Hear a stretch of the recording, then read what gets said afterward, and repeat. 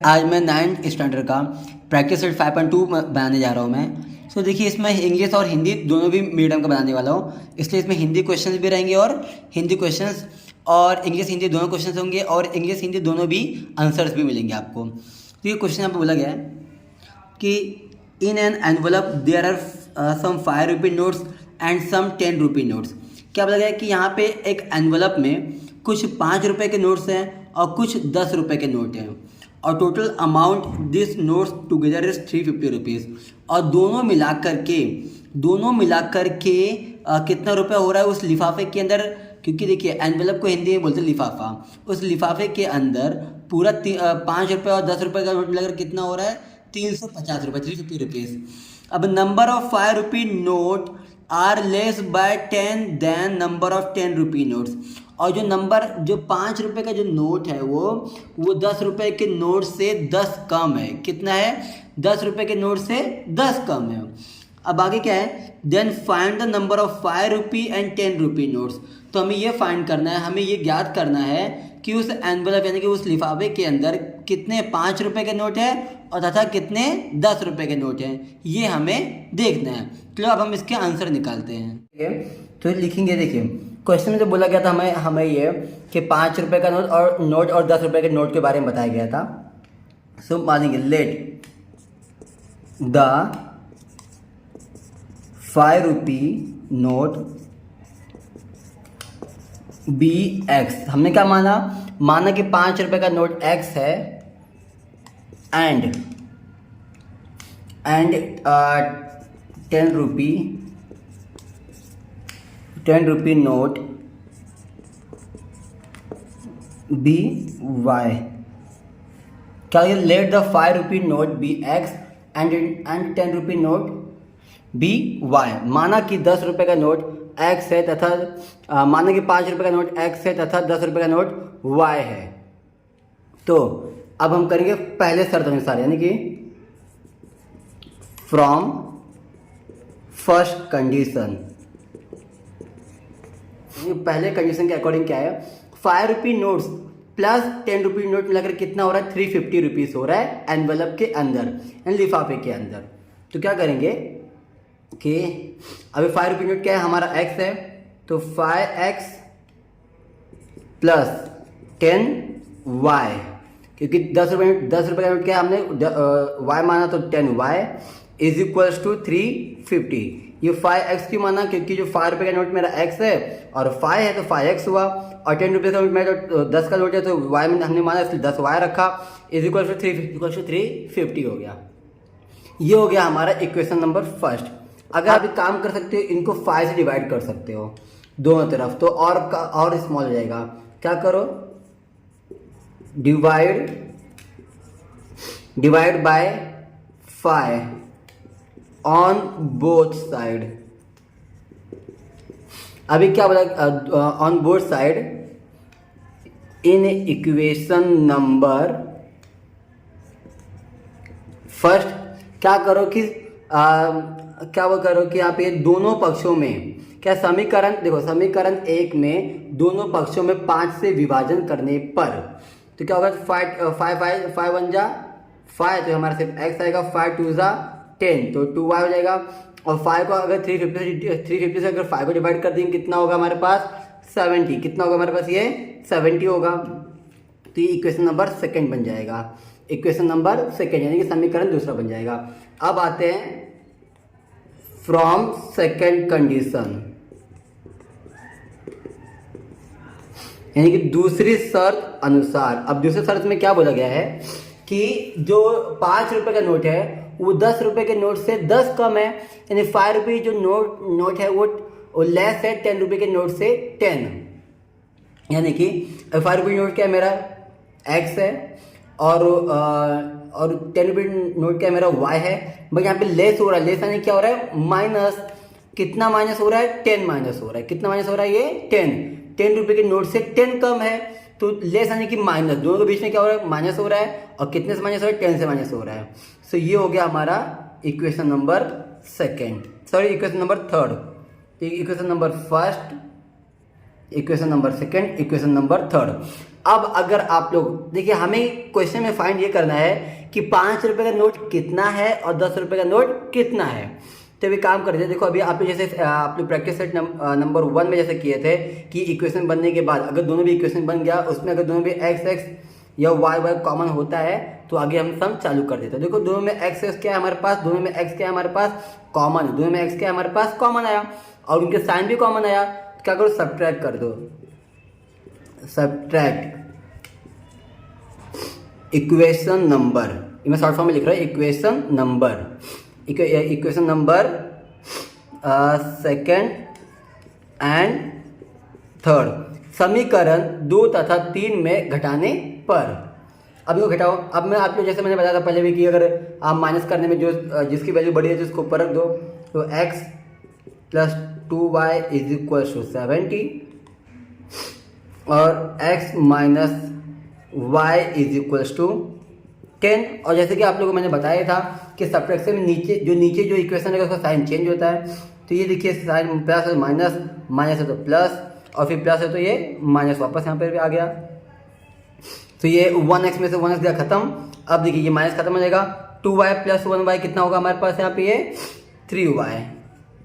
और 70 से 10 गया, कितना बचेगा हमारे पास, 70 से 10 जाएगा, कितना बचेगा हमारे पास 60। अब एक काम कर लो, ये इनके बीच में किसने डिवाइड है तो y से यहाँ पे ले लो और 60 डिवाइड बाय 3। सो y की वैल्यू आ गई हमारे पास 20। y की वैल्यू कितना है हमारे पास 20। तो दोस्तों हमने y का माना था 10 रुपये नोट्स, यानी कि 10 रुपये नोट हमारे पास उस एनवेलप के अंदर कितना है, 20 है। अब देखिए यही बाजू में हम क्या करते हैं, हमारा x निकाल लेते हैं। x निकल जाएगा तो हमारा 5 रुपये नोट निकल जाएगा। तो ये देखिए अभी हमारे पास 3 इक्वेशन है, किसी भी एक इक्वेशन में y की वैल्यू पुट कर दो। Put y is equal to 20 in equation number आपको जो सिंपल लगे वो कर दो। मुझे जो सबसे सिंपल लग रहा है, देखो ये 3 इक्वेशन है हमारे पास, मुझे सबसे सिंपल लग रहा है इक्वेशन नंबर थर्ड, क्योंकि काफ़ी स्मॉल है ये। तो ये इन इक्वेशन नंबर थर्ड कर दिया। अब इक्वेशन में थर्ड है क्या, ये देखिए x minus y is equal to 10। तो अभी देखिए जो x minus y is equal to 10 किया। अब क्या करो आप लोग, x की जगह सॉरी x ऐसे रखिए, और ये देखिए y की जगह क्या करो आप लोग, ये देखिए y की जगह पे आप लोग क्या करो 20 रखो और ये 10 कर दो यहाँ पे। ये 20 वहाँ जाएगा तो ये वहाँ जाएगा प्लस हो जाएगा, 10 प्लस 20। सो x की वैल्यू हमारे पास कितनी आ गई 30। x की वैल्यू हमारे पास कितना आ गया 30। सो दोस्तों हमें क्या पूछा गया था, हमें पूछा ये गया था कि हमें बताना ये है आंसर में कि 10 रुपये नोट्स एंड वायर और 5 रुपये नोट्स। तो लिखने का 5 रुपये नोट इज 30 एंड 10 रुपये नोट इज 20।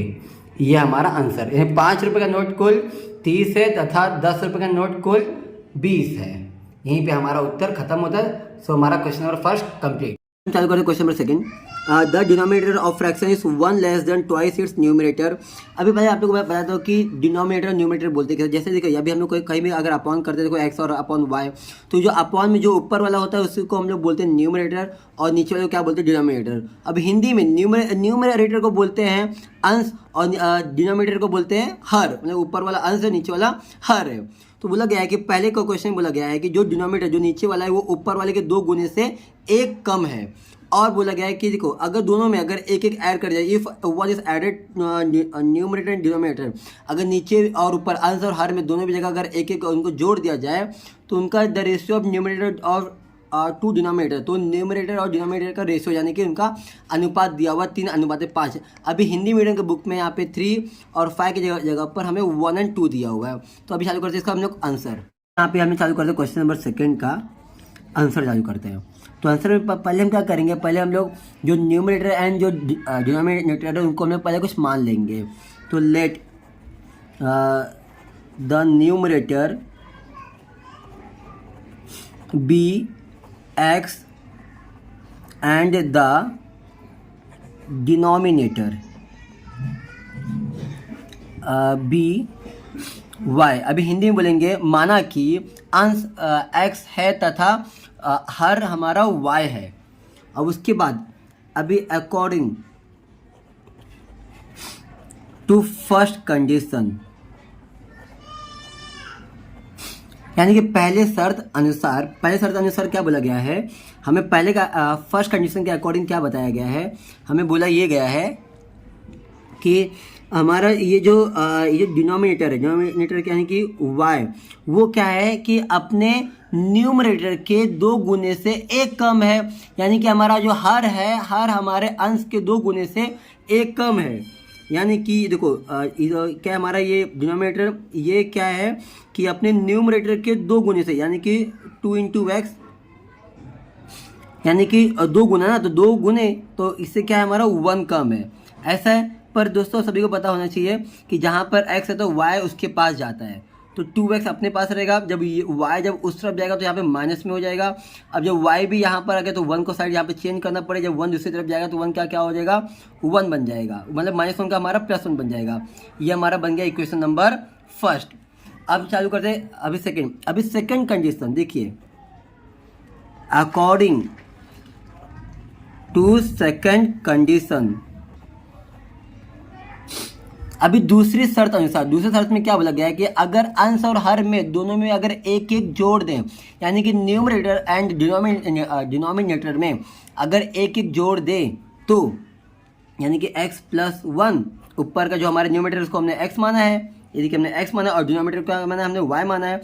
अगर दोनों भी जगह अगर एक एक जोड़ दें तो हमारा तो इनका रेशो दिया गया है 3:5। रेशो कितना दिया गया है, 3:5, 3:5 दिया हुआ है, 3:5। तो रेशो हम इस तरीके से, या तो इस तरीके से लिखे, पर लेकिन यहाँ पे जब न्यूमरेटर और डिनोमिनेटर में दिखाना है तो इस तरीके से करते हैं। अब इनको सॉल्व करेंगे, देखो इनका क्रॉस मल्टीप्लाई हो जाएगा, 5 इंटू देखो 5 का x + 1 से ऐसा हो जाएगा, और 3 का ये y + 1 वहाँ जाएगा, तो ये इस तरीके से 3 से मल्टीप्लाई हो जाएगा।